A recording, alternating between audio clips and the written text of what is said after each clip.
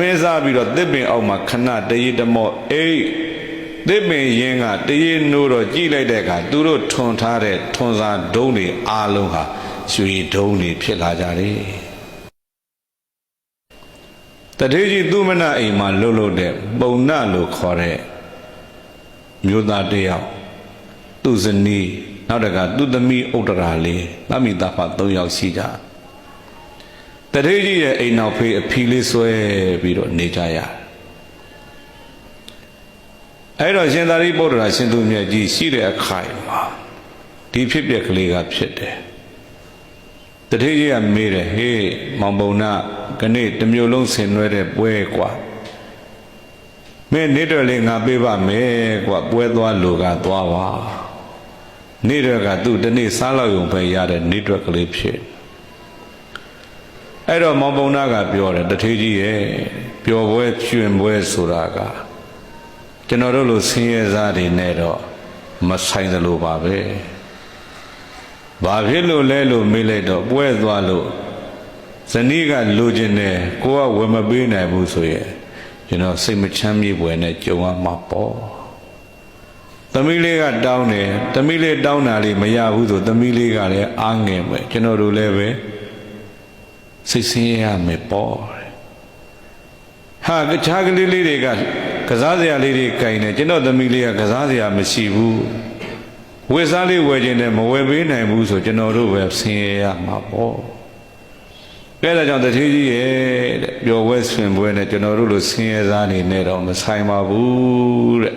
မထိုက်တန်ဘူးလို့ပဲမှတ်ပြီးတော့ကျွန်တော်လုံမြဲအလုပ်ကိုပဲလုပ်ပါပဲတောင်ရလုပ်ငန်းပေါ့လက်ထွန်သွားမယ်ပြောတာကောင်းပါပြီကွာတဲ့တထေးကြီးကဒါဆိုရင်လည်းမင်းလုံမြဲအလုပ်လုပ်ဒီကနေ့ငါ2ဆပေးမယ်ဆိုခါတိုင်းတစ်ချက်ပေးရင်ခဏ2ချက်ပေါ့ခါတိုင်း30ပေးရင်ခဏ20ပေါ့ဒီလိုပေးပြီးတော့အဲ့ဒါလဲတဲ့သွားတာလဲတဲ့လဲရောက်ကြရောပြီးတဲ့လဲထွန်စောစောစီးစီးလဲတဲ့မှာလဲထွန်နေတော့နိရောဓသမဘကထလာတဲ့ရှင်သာရိပုတ္တရာအရှင်သူမြတ်ကြီးကခြုံလေးနှစ်ဘေးမှာလှမ်းပြီးတော့သူတွေးတယ်ဟာတရားသေနာဓမ္မသေနာပတိတရားစစ်သူကြီးအရှင်သာရိပုတ္တရာကြီးပဲဓမ္မဘူအလိုရှိလို့ထင်ပါရဲ့ဆိုပြီးတော့အရှင်သာရိပုတ္တရာရှိတဲ့အနာသွားပြီးတော့မှဘာလို့တော့မင်းတစ်ပင်လေးတစ်ပင်ကိုခုတ်ပြီးတော့မှဓမ္မဘူလေးတတ်ပြီးအရှင်သာရိပုတ္တရာကိုကတ်တယ်အရှင်သာရိပုတ္တရာကတ်တဲ့အခါရှင်သာရိပုတ္တရာအသုံးပြုတာကြည့်ပြီးတော့သူပီတိဖြစ်တယ်နောက်တစ်ခါရှင်သာရိပုတ္တရာကသပိတ်နဲ့ရေစစ်ကလေးပေးလိုက်တော့ရေလိုခြင်းလို့ဆိုတာသိသွားပြီအဲ့ဒါနဲ့ရေစစ်ပြီးတော့ရှင်သာရိပုတ္တရာကိုတောက်တော်ရေကတ်တယ်အရှင်သာရိပုတ္တရာဖုံးပေးတာကြည့်ပြီးပျော်လိုက်တာခဏငါအတွက်တော့တန်ဖိုးဖြတ်မရတဲ့နေတူးနေမြတ်ပဲလို့မောင်ပုံနာဒီလိုမျိုးတတ်မှတ်ပြီးတော့ပျော်ပြီးတော့နေတယ်ကြည်နူးပြီးတော့နေတယ်ကြည်နပ်ပြီးတော့နေတယ်အရှင်သာရိပုတ္တရာကြီးကြွလာတာလေဒီဇနီးမောင်နှံချီးမြှောက်ခြင်းလို့ကြွလာတာအဲ့ဒီတော့အိမ်ကိုသွားလိုက်မယ်ဆိုရင်လေသူမြအိမ်နောက်ဖေးအဖီဆွဲနေရတာသူမနတထေးကလည်းပဲဗုဒ္ဓဘာသာမဟုတ်ဘူးဆိုတော့အဲ့ဒီသွားလို့တော့မသိတော်ဘူးဆိုတာသိတယ်အရှင်သာရိပုတ္တရာကအဲ့ဒီမျိုးသမီးထမင်းပို့လာမယ်လမ်းကနေစောင့်ပြီးတော့ကြွတယ်ဟာမျိုးသမီးကမောင်ပုံနာထံထမင်းပို့လာတာနဲ့အရှင်သာရိပုတ္တရာနဲ့ဝင်တွေ့တော့အမျိုးသမီးကလည်းလေဝမ်းသာလိုက်တာကြည်နူးလိုက်တာဟဲအရှင်မြတ်ကြီးနဲ့တွေ့ပြီခါတိုင်းလေတဲ့ငါတွေ့တယ်လှူဝဲပစ္စည်းငါလက်ထဲမရှိဘူးတခါတခါလှူဝဲဝုဒ္ဓရှိတော်လည်းပဲမထေကျူမြတ်ကြီးနဲ့ငါမတွေ့ဘူးခဏနေတော့ငါလက်ထဲလည်းလှူဝဲဝုဒ္ဓရှိပြီရှင်သာရိပုတ္တရာကြီးနဲ့လည်းတွေ့ပြီ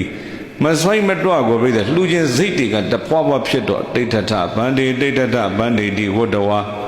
ခဏလေးရတ်တော်မူပါအောင်ဖရာခဏလေးရတ်တော်မူပါဖရာဆိုလျှောက်ပြီးတော့မှအဲ့ဒါဘာလို့တော့မေးလိုက်တော့ပြိတဲ့မောင်ပုံနာတွေချက်လာတဲ့ထမင်းဟင်းတွေကိုရှင်သာရိပုတ္တရာသပိတ်ထဲကိုလောင်းထဲတာတဝက်လောက်လောင်းလိုက်တဲ့အခါရှင်သာရိပုတ္တရာကြီးကလက်ကလေးပြပြီးတားတယ်တော်တော်ရှင်ဖရာရေဒါတယောက်စာလေးပါ တပည့်တော်ကိုငဲ့ညာထောက်ထားတနာတော်အပြင်အကုန်လုံးသာအလူခံပေးပါဆိုပြီးတကားတော့မကြီးကလည်းတရားတရားကကောင်းလိုက်တာအကုန်လုံးလောင်းထည့်ပေးလိုက်တယ်နောက်တကဆူတောင်းတယ်ရှင်ဖျားသိတဲ့သစ္စာ၄ပါးကိုဤကောင်းမှုကြောင့်တပည့်တော်သိခွင့်ရပါရစေဖျားဒီလိုလဲဆူတောင်းရှင်သာရိပုတ္တရာကြီးကပြေးပါစေပြေးပါစေပြေးစေပြေးစေစုပေးပြီးတော့ကြွသွားတယ်ရှင်သာရိပုတ္တရာရဲ့နောက်ကျောကိုကြည့်လက်အုပ်ချီပြီးတော့ပီတိတွေတဖွာဖွာသဒ္ဓါတွေတဖွာဖွာနဲ့ကြံခဲ့တယ်ရှင်သာရိပုတ္တရာမျက်စိတွေကပျောက်သွားပြီဆိုမှအိမ်ကိုပြန်ပြေးပြီးတော့ခဏနေ့တော့ကနှစ်ဆရထားတော့ကြံတာလေးကိုပြိတ္တိမောင်ပုံနာအတွက်တခါပြန်ချက်ရှာတာသမင်းကနှစ်ခါချက်ဟင်းကနှစ်ခါချက်ရတော့အချိန်လေးကြာသွားတာမောင်ပုံနာကလည်းလဲထဲမှာလဲထုံရင်းနဲ့နေမြင့်လာတဲ့အခါနေကလည်းပူဘိုက်ကလည်းဆာလို့မနေနိုင်တဲ့ကနွားနဲ့ကောင်အနာပေးပြီးတော့အရေးကလေးကနေပြီးတော့သူ့မျိုးသမီးလာရလမ်းကိုမျော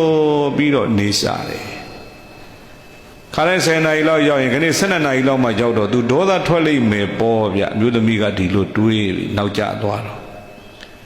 သူမျိုးသမီးလည်းမြင်လိုက်ရောမျိုးသမီးကလည်းလိမ္မာပန်းတ်စွာပြောတယ်အမောင်းနဲ့ဧဇာဧကဓိဝတံဂဏိတရတော်စိတ်တံစိတ်ကိုပတာတေဟိကြည်ပြူလိုက်စမ်းပါမယငါတိကတကမ္မပြုထားတဲ့ကောင်းမှုကိုနိရတကအကျိုးမဲ့ဖြစ်အောင်မှာအဂရိမပြုပါနဲ့မောင်ကြီးဂဏိတရကလေးလောက်တော့စိတ်ကလေးကြီးကြီးလင်းလင်းဖြူဖြူစင်စင်ထားလိုက်ကျမပြုလာတဲ့အာကုသိုလ်လေးကိုအကျိုးမဲ့သွားအောင်မလုပ်ပါနဲ့တဲ့ဘာမှမပြောခင်သူဒီစကားလေးပြောတယ်ဟာဘာဖြစ်လို့လဲပြောပါဦးညီကဘာကောင်းမှုတွေပြုလာလို့လဲဆိုမောင်ရဲ့ကျမလေးပထမတစ်ခါချက်လာတဲ့သမင်းတွေခင်းတွေကိုရှင်သာရိပုတ္တရာရှင်သူမြတ်ကြီးနဲ့တွေ့လို့ခါတိုင်းတွေ့တဲ့အခါကျမလှူချင်းတာကြာပြီတဲ့တွေ့တဲ့အခါလက်ထဲမှာလှူဝဲဝတ္ထုကမပါအခုတော့မောင်စားဖို့အတွက်ပါလာတာလေးကျမလှူလိုက်မိလို့ပါရှင်ရိုက်ချင်ရိုက်နှက်ချင်နှက်သတ်ချင်သတ်လေးငါဒီမထေးတော့ရအောင်လှူကိုလှူမယ်ဆိုပြီးတော့တရားတရားကျမလေးစစ်စစ်မှန်မှန်နဲ့လှူလိုက်တာနော်မောင်သာဓုခေါ်ပါဟာအဲ့ဒီမှာမောင်ဘုံနာကမေးတယ်နေပါဦးမင်းလှူတာအရှင်သာရိပုတ္တရာကြီးဟုတ်လားဟုတ်တယ်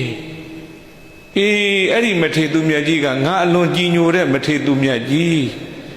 ညီကိုဘာဖြစ်လို့ငါဒေါသထွက်ရမှာတော့ညီကိုဘာဖြစ်လို့ငါငေါ့ရမှာတော့ဘာဖြစ်လို့မှန်ရမှာတော့ဘာဖြစ်လို့ရိုက်ရမှာတော့ညီလူတဲ့အလှပေါ်မှာငါကြည်နှက်တဲ့သဘောတူတယ်သာဓုခေါ်တယ်ဆိုပြီးတော့မောင်ပုံနာကအဲ့ဒီမှာသာဓုခေါ်တာမရအိမ်သူပြုတ်တဲ့အလှပေါ်မှာသူကြည်ပြူတယ်ပေါ့ဗျာပြောချင်တာကနောက်တစ်ခါမောင်ပုံနာကပြန်ပြောတယ်အေးငါလည်းပဲမနဲ့စောတော့ဒီရောက်တော့ဟောခြုံသားမှလေးတဲ့မထေသူမြတ်ကိုငါလှမ်းမြင်လိုက်တော့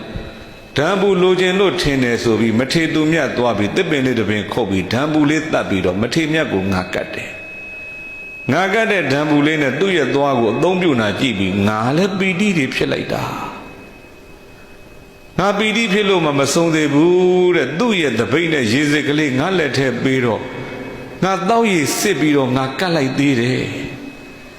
ခဏငါလဲလေးတဲ့လေတော်ထဲမှာလဲလှုပ်ရင်းနဲ့ဓာန်ဘူးလဲကတ်ခွင့်ရတယ်မထေသူမြတ်ကြီးရေချမ်းလွဲကတ်ခွင့်ရတယ်ငါလှူတဲ့အလှပေါ်ခြေစနီးလေးရေသာဓုခေါ်ပါပြောတော့အမျိုးသမီးကလည်းဝမ်းမြောက်ဝမ်းသာအဲ့ဒီမှာသာဓုခေါ်တယ်ပြိဿရေမရလှုပ်တာကိုယောက်ျားကြည်ပြူတယ်ယောက်ျားလှုပ်တာကိုလည်းပဲဇနီးဖြစ်သူကြည်ပြူတယ်အဲ့ဒါဆိုရင်ကုသိုလ်ဟာအရာတူတယ်စိတ်ထားမတူရင်ကုသိုလ်ဟာအရာမတူအဲကြောင့်မဂဒေဝလင်္ကာမှာပြုခြင်းအလိုအာကုသိုလ်နဲ့ကုသိုလ်တရားကံနှစ်ပါးကမရပြုရစိတ်မပါလျင်လင်းမရလင်ပြုကလည်းမရအိမ်သူမကြည်ပြုလျင်မှတ်စွာ အတူမှတ်ယူမှန်စွာမရရဘူးတဲ့ သူဇာမာကအတရှတို့ရှေး၌ဝတ္ထုမိညာပြု၍အာကုသလကုသလဤကမ္မတက္ကတာလက္ခဏာကိုမြဲစွာဝမ်းတွင်နှလုံးသွင်းတော်ဒီလိုလေးရေးသွားတယ်ပြုခြင်းအလိုအကုသိုလ်နဲ့ကုသိုလ်တရားကံတပါကံတရားကကုသိုလ်အကုသိုလ်အဲ့ဒီကံတရားနှစ်ပါးဟာမရပြုရစိတ်မပါလျင်လင်မမရတယ်မရပြုတဲ့ကုသိုလ်ကိုလင်ကစိတ်မပါဘူးဆိုရင်အဲ့ဒီလင်မှာကုသိုလ်မရဘူးတိမ်နဲ့တော့တူတူနေတယ်နော်မရပြုတဲ့ကောင်းမှုကိုရမယ်လို့မထင်နဲ့ကိုစိတ်မပါရင်ကိုစိတ်မတူရင်မရဘူးနောက်တစ်ခါမရပြုရစိတ်မပါလျင်လင်မမရလင်ပြုကလည်းမရအိမ်သူစိတ်မတူသောလင်ပြုကလည်းမရအိမ်သူစိတ်မတူသောမှတ်ယူမှန်စွာမရရဘူးလင်ကကောင်းမှုပြုတယ်မရအိမ်သူကမကြည်ပြူဘူးဆိုရင်အဲ့ဒီကောင်းမှုကလင်ပဲရတယ်မရသူဇာမာကအတရှတို့ရှေး၌ဝတ္ထုမိညာပြု၍သူဇာတာနဲ့မာကလမ်းထပ်လမ်းဖောက်လမ်းပြင်ဟာကောင်းမှုတွေအကုန်လုံးလုပ်တယ်သူမျိုးသားလုပ်တယ်လို့သူရမယ်အထင်နဲ့ပြိဿရဲ့သူဇာတာကမပြုတ်ဘဲနဲ့နေလိုက်တာမာကနတ်ပြည်ရောက်တရားဖြစ်ပြီးသူဇာတာဘာဖြစ်တော့မေးလိုက်တော့လေကြားမှာဗျိုင်းမာလေးသွားဖြစ်ရှာတာအဲကြောင့်တိမ်နဲ့ရှာထားတဲ့ပစ္စည်းပဲမဲ့သူပြုတ်တာကိုကသဘောတူပြီးသာဓုခေါ်နိုင်မှကုသိုလ်အညီမျှရတယ်လို့ဒီလိုမှတ်ပါကမ္မတက္ကတာလက္ခဏာဤကမ္မတက္ကတာလက္ခဏာဤကမ္မတက္ကတာလက္ခဏာကိုမြဲစွာဝမ်းတွင်နှလုံးသွင်းတော်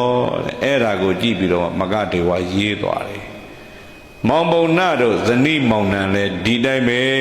တဲ့စိတ်တူကိုယ်တူပြုတ်လိုက်ကြတာဝမ်းမြောက်ဝမ်းသာတယောက်ပြုတ်ရတယောက်သာဓုခေါ်ပြီးတော့အဲ့ဒီမှာထမင်းစားပြီးတော့သစ်ပင်အောက်မှာခဏတရေတမော့အေးသစ်ပင်ရင်းကတရေနိုးတော့ကြည့်လိုက်တဲ့အခါသူတို့ထွန်ထားတဲ့ထွန်စာဒုံးတွေအားလုံးဟာရွှေဒုံးတွေဖြစ်လာကြတယ်။ဘာဖြစ်လို့လဲမေးလိုက်တော့ပြိဿနိရောဓသမဘကထလာတဲ့အရှင်သာရိပုတ္တရာကိုလှူခွင့်ရတယ်။လူဝဲဝတ္ထုကလည်းပြိဿကံအားဉာဏ်အားဝရိယအားနဲ့ကိုယ်တိုင်ရှားပွေထားတဲ့ဓမ္မိယလတ္တာဖြစ်နေလို့တရားတရားကလည်းပြိဿထက်တန်နဲ့အင်မတန်မှအားကောင်းနေလို့အဲ့ဒီသုံးချက်ညီတဲ့အတွက်ဒါကြောင့်ဒိဋ္ဌဓမ္မဝေဒနိယကံနဲ့ချက်ချင်းကြိုးပေးတာပါဗျာအဲ့ဒါကြောင့်တရားချစ်ခင်သူတော်စင်များခဏရသကြိုးမှာအလွန်ချမ်းသာတဲ့မောင်ပုံနာလို့ခေါ်တဲ့ပုံနာတထေးကြီးဖြစ်ခြင်းရဲ့အကြောင်းဟာအရှင်သာရိပုတ္တရာရဲ့ချီးမြှောက်မှုကြောင့်ပဲလို့ဒီလိုနားလည်ကြပါဤကဲ့သို့ဓမ္မသည်အလုံးကိုယ်စီရှိပြီးတော့မှမိမိတို့ရဲ့ဘဝခရီးလမ်းဓမ္မနဲ့အညီဖြောင့်တန်းစွာရှောက်လန်းနိုင်ကြတဲ့သူတော်ကောင်းများဖြစ်ကြပါစေကုန်သတည်း